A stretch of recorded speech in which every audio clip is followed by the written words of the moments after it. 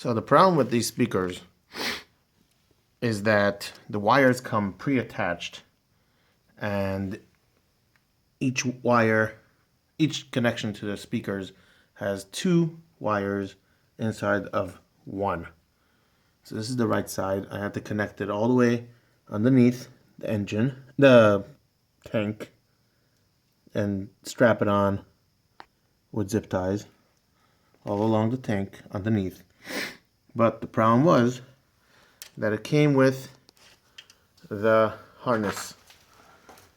The harness was all connected to it, and that means the 2 separate speakers had to be installed, and then the wires both had to go underneath the tank. Now that means that we had a V shape at one point, and that means I had to take off the tank in order to connect the wires into, well, where I wanted to wire it up. Now this is under the seat, of course, and I have a big mess here, so ignore everything. But the wiring harness, that's what we need to be concerned about.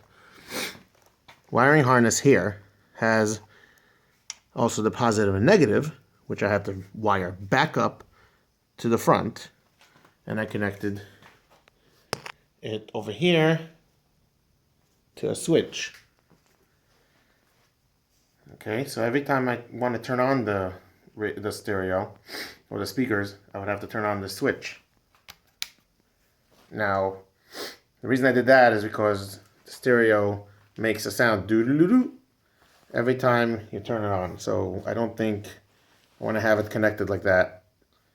Every time the engine turns on, it's going to make that noise. So that's basically it.